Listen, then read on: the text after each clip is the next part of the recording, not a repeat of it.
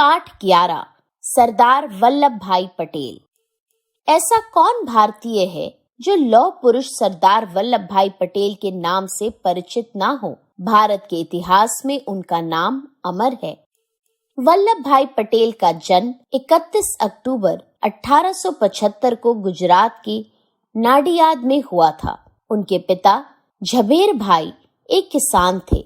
उनकी माता का नाम लाड़बाई था। विद्यार्थी जीवन से ही वल्लभ भाई पटेल बड़े स्वाभिमानी थे। वे किसी गलत बात को मानने को तैयार नहीं होते थे। बचपन से ही वे बहुत साहसी थे। उनके बचपन की एक घटना है, उनकी आंख के पास एक फोड़ा निकल गया। बहुत दवा दी गई लेकिन फोड़ा ठीक नहीं हुआ। किसी व्यक्ति ने सलाह दी कि लोहे की सलाख खूब गर्म करके फोड़े में धंसा दिया जाए तो फोड़ा फूट जाएगा। सलाख गर्म की गई लेकिन किसी में इतना साहस नहीं होता कि गर्म सलाख को फोड़े में धंसाएं। भय यह था कि कहीं गर्म सलाख आंख में न लग जाए। इस बात पर बालक वल्लभ ने कहा, देखते क्या हो, सलाख ठंडी हो रही है। और फिर उसने स्वयं ही सलाख को लेकर फोड़े में धंसा दिया। बालक के साहस को देखकर लोगों ने दांतों तले अंगुली दबा ली। वहां उपस्थित लोगों ने कहा कि यह बालक आगे चलकर बहुत साहसी होगा। यह बात सत्य सिद्ध हुई। वल्लभ भाई जीवन भर साहसी बने रहे। उन्होंने 22 वर्ष की उम्र में नाडियाड स्कूल से मैट्रिक परीक्षा उत्तीर्ण की।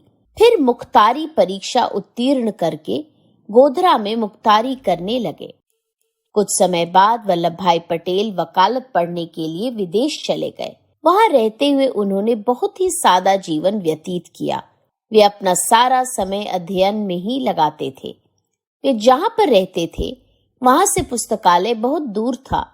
वे नित्य प्रति सवेरे उठकर उस पुस्तकालय में जाते और शाम को पुस्तकालय के बंद होने पर ही वहां से उठते। अपने इसी अध्ययन के फलस्वरूप वे उस साल वकालत की परीक्षा में सर्वप्रथम रहे। इस पर उन्हें 50 पाउंड का पुरस्कार भी मिला। विदेश से लौटकर वे अहमदाबाद में वकालत करने लगे। थोड़े ही समय में वे बहुत प्रसिद्ध हो गए। इसी समय वे गांधी जी के संपर्क में आए। गांधी जी से प्रभावित होकर उन्होंने वकालत छोड़ दी और पूरी तरह तन मन धन से देश की सेवा में जुट गए। सर्वप्रथम वल्लभ भाई ने गोधरा में हुए प्रांतीय राजनीतिक सम्मेलन में गुजरात की बेगार प्रथा को समाप्त करने के लिए एक प्रस्ताव पास किया। उनके प्रयासों से गैर कानूनी बेगार प्रथा बंद हो गई। उन्होंने नागपुर के झंडा सत्याग्रह का नेतृत्व भी किया। इस सत्याग्रह के कारण अंग्रेज सरकार को समझौते के लिए झुकना पड़ा। इस सत्याग्रह के बाद उनका नाम सारे भारत में फैल गया। कुछ समय बाद अंग्रेज सरकार को एक बार फिर वल्लभ भाई पटेल का लोहा मानना पड़ा।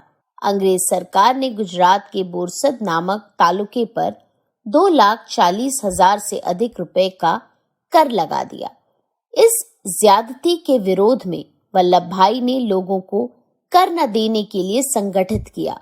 सरकार को मजबूर होकर आदेश वापस लेना पड़ा। 1928 में बारदोली का प्रसिद्ध सत्याग्रह शुरू हुआ। अंग्रेज सरकार ने किसानों पर लगान की दर बढ़ा दी।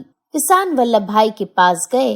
वल्लभ भाई ने कहा, अगर आप जोखिम उठाने को तैयार हो तो मैं आपके लिए लड़ सकता हूँ। किसान तैयार हो गए। फिर उनके नेतृत्व में आंदोलन आरंभ हो गया। उन्होंने गांव वालों को इस तरह संगठित किया कि सरकार को लगान मिलना तो दूर, अंग्रेज अफसरों को गांव में भोजन, आवास और सवारी तक मिलना कठिन हो गया। सरकार ने इस आंदोलन को समाप्त करने के लिए बहुत अत्याचार किए। गरीब किसानों के घरों के ताले तोड़वाकर उनका सामान जब्त करके मालगुजारी वसूल करने की कोशिश की गई, पर सरकारी खजाने में एक पैसा भी जमा नहीं हुआ। हजारों लोग जेल गए। उनकी गाय भैंस तक जब्त कर ली गई, पर उन्होंने सिर न झुकाया। यहाँ तक कि जब्त किए गए सामान को उठाने वाला कोई मजदूर नहीं मिलता था और जब्त की गई जायदाद की नीलामी में बोली लगाने वाला कोई आदमी नहीं मिलता था। महीनों तक यही हाल रहा। अंत में सरकार को झुकना पड़ा। इसी सफलता के कारण गांधी जी ने उन्हें सरदार नाम दिया। तब से वे सरदार पटेल के नाम से विख्यात हुए। 1929 में लाहौर में पूर्ण स्वराज्य की मांग की गई। सरकार ने इसे नहीं माना। गांधी जी ने नमक सत्याग्रह का नारा दिया। 12 मार्च 1930 को गांधी जी ने समुद्र के किनारे डांडी नामक स्थान की यात्रा शुरू की। 6 अप्रैल को वे एक बड़े जत्थे के साथ वहां पहुंचे और समुद्र के पानी से नमक बनाकर नमक कानून तोड़ा। सरदार पटेल ने भी इस सत्याग्रह में भाग लिया। सरदार ने उन्हें गिरफ्तार कर लिया। उन्हें 3 माह की कैद और 500 रुपए जुर्माने की सजा दी गई। सरदार ने जुर्माना नहीं दिया, इसलिए उन्हें 3 सप्ताह और जेल में ही काटने पड़े। 1939 में दूसरा विश्व युद्ध आरंभ हो गया। अंग्रेज सरकार ने अपनी इच्छा से भारत के भी इस युद्ध में शामिल होने की घोषणा कर दी। इसका सर्वत्र भारी विरोध हुआ। सरदार पटेल 17 नवंबर 1940 को व्यक्तिगत सत्याग्रह के दौरान गिरफ्तार हुए, लेकिन स्वास्थ्य खराब होने के कारण 9 महीनों बाद उन्हें छोड़ दिया गया। अगस्त 1942 में भारत छोड़ो आंदोलन के कारण उन्हें फिर गिरफ्तार कर लिया गया। 15 जून 1945 को सभी नेताओं के साथ उन्हें भी छोड़ दिया गया। फिर स्वतंत्रता प्राप्ति के लिए अंग्रेज सरकार ने वार्ताएं शुरू हुई। सरदार पटेल ने भी उसमें भाग लिया। 15 अगस्त 1947 को देश आजाद हुआ। इसके कुछ महीने पहले बनी सरकार में सरदार पटेल गृह और सूचना प्रसारण विभागों के बाद में भारतीय रियासतों का विभाग भी उन्होंने संभाल लिया।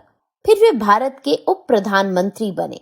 अब सरदार पटेल ने स्वयं को एक कुशल प्रशासक भी सिद्ध किया। स्वतंत्रता के बाद देश के सामने कई बड़ी समस्याएं आईं। सरदार पटेल ने बड़ी सूझबूझ से उन सभी पर काबू पाया। जिस कार्य के लिए उन्हें सदा याद किया जाएगा वह था देशी रियासतों का एकीकरण। जब अंग्रेज भारत छोड़कर जाने लगे तो देशी रियासतों को यह आजादी दे गए कि वे चाहें तो आजाद रहें या चाहें तो भारत अथवा पाकिस्तान में मिल जाएं। अंग्रेज सरकार का विचार था कि ये रियासतें भारत की स्वतंत्रता के लिए नासूर का काम करेंगी और भारत कभी मजबूत नहीं हो सकेगा। लेकिन सरदार पटेल ने इस समस्या को अपने सूझबूझ से हल कर दिखाया और लगभग 600 देशी रियासतों को भारतीय संघ का अभिन्न हिस्सा बना दिया।